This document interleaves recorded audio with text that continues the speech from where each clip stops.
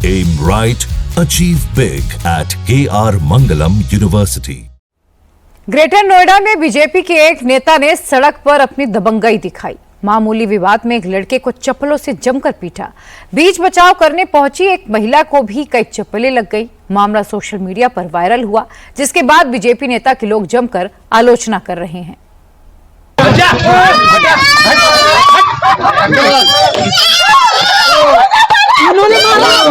एक शख्स दनादन चप्पल चला रहा है। शख्स के निशाने पर एक युवक है।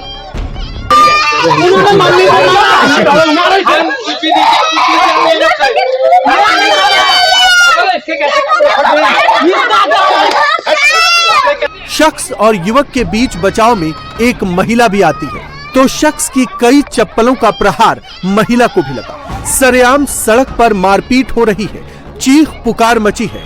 कई लोग बीच बचाव कर रहे हैं, आरोपी शख्स को रोक रहे हैं, लेकिन फिर भी चप्पल बरसाने वाला शख्स मानने को तैयार नहीं। ये तस्वीरें ग्रेटर नोएडा के दनकौर की हैं और युवक पर चप्पल बरसाने वाला ये शख्स अतीक पठान है।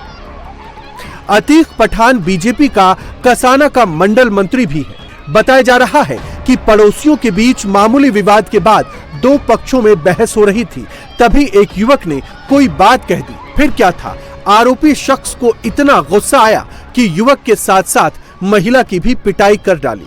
पुलिस के मुताबिक दोनों पक्षों ने थाने पहुंचकर समझौता कर लिया है और किसी भी पक्ष ने मामले की शिकायत दर्ज नहीं करवाई है।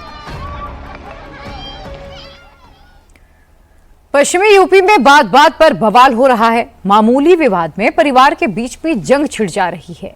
पहले ग्रेटर नोएडा और फिर बुलंदशहर में जमकर मारपीट हुई, जहां एक गांव में चाचा का उसके ही भतीजों ने डंडों से मारकर सिर फोड़ दिया। अब पुलिस आरोपी भतीजों की तलाश में लगी है, तो वहीं चाचा अस्पताल में अपना इलाज करा रहे हैं।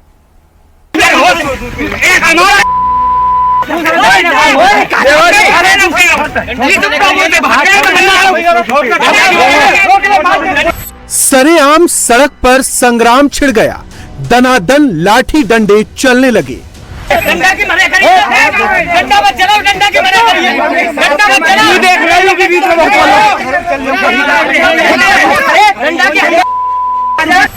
चाचा पर भतीजों ने अटैक कर दिया। गाली गलौज के साथ घूंसे और मुख के बरसने लगे। तस्वीरें बुलंदशहर के एक गांव से आई हैं, जहां परिवार में ही मामूली बात पर शुरू हुई बहस के बाद गाली गलौज हुई, जो देखते ही देखते द्वंद्व युद्ध में बदल गया।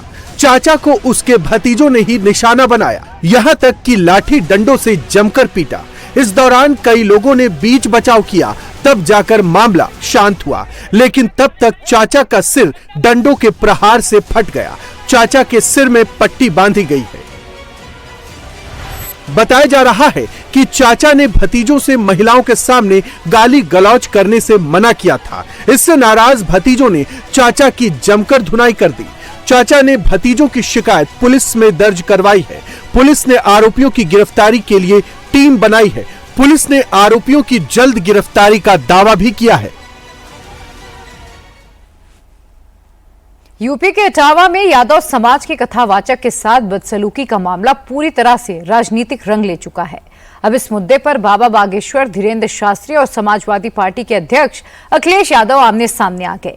अखिलेश यादव ने आरोप लगाया कि बाबा बागेश्वर कथा के लिए टेबल के नीचे से 50 लाख रुपए तक लेते हैं और उन्हें कथा के लिए बुलाने की हैसियत सभी की नहीं है।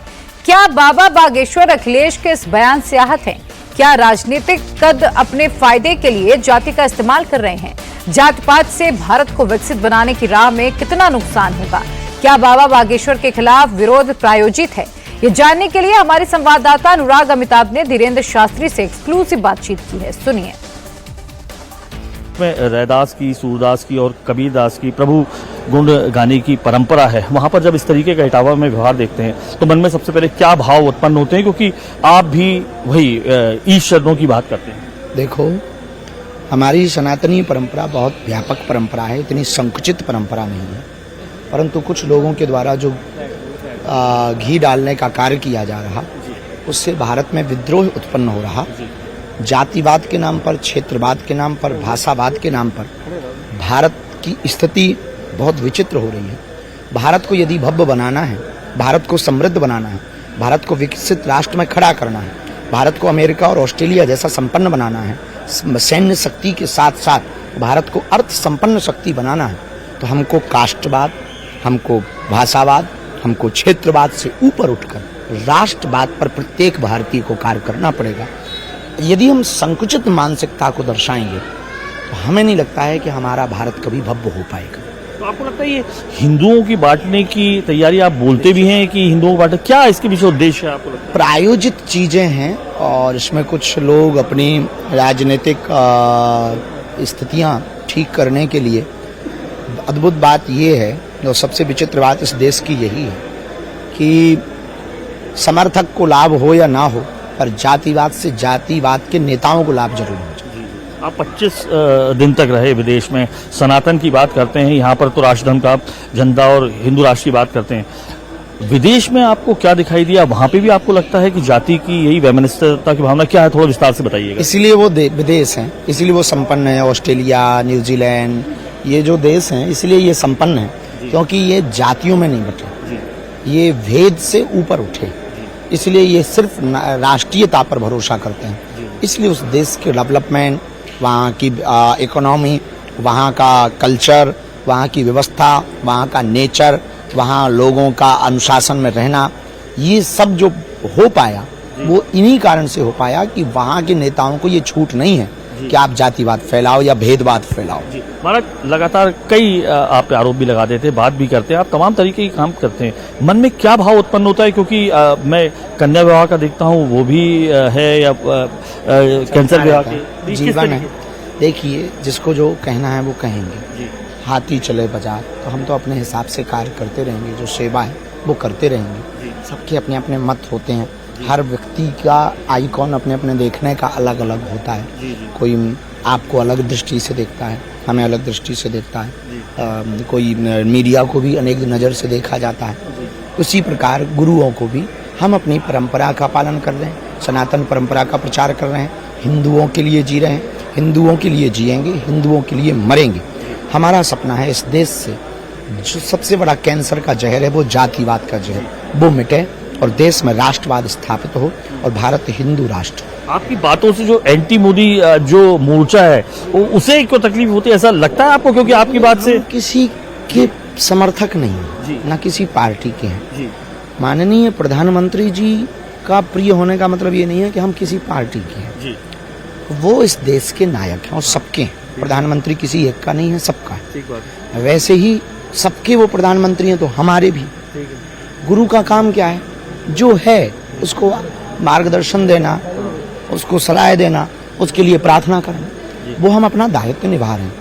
अब किसी को ये अगर लगता है तो निश्चित रूप से ये उसकी अपनी निजी विचारधारा है। क्या ये लगता है कि किसी पार्टी विशेष के लिए वोट ट्रांसफर हो जाता है, ऐसा कुछ लगता है? क्योंकि आप भारत तो ठीक है, हम विदेश में भी रहते हैं, वहाँ तो वोट नहीं मिला। विदेश में क्या लगता है आपको? विदेश में क्या महसूस होता है सनातन की जो आप बात करते हैं, हिंदू राष्ट्र की? अभी भारत के जो रहने वाले लोग हैं उनके बच्चों के संस्कार घट रहे हैं, राष्ट्रीयता, भारतीयता वहाँ घट रही है। आने वाली 2-3 पीढ़ियों बाद वहाँ पर बहुत हालत खराब हो जाएगी यदि अभी उन बच्चों में कुछ बदलाव नहीं किया गया। इसलिए हम विदेश यात्रा पर लगातार जा रहे हैं।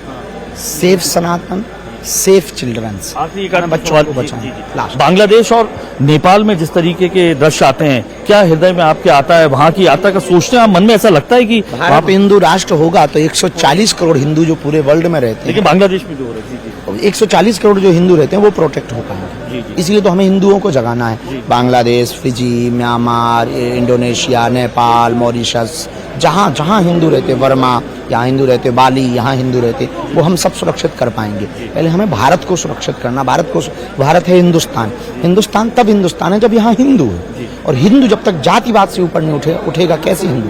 इसलिए अब हम पुनः द्वितीय पदयात्रा 7 नवंबर से 16 नवंबर तक दिल्ली से वृंदावन तक निकाल लें। 4 जुलाई को आपका जन्मदिन है। आखिरी सवाल है, तो हर आदमी जैसे नए साल में अपना कोई धैर्य बना लेता है कि ये करूंगा, क्या पढ़ लेंगे, क्या करना चाहेंगे? 28 साल की शायद हो रहे हैं आप, 4 जुलाई 29 साल, हाँ 29 साल के, हाँ। तो क्या सोचा जाएगा 30 के भाई पार करने से पहले? मन में क्या है धीरेन्द्र शास्त्री के? भारत हिंदू राष्ट्र हो, पदयात्रा निर्विघ्न संपन्न हो, हम हिंदुओं को जगा सकें, और बस यही हमारे मन में भाव है और दूसरा कोई विचार नहीं है।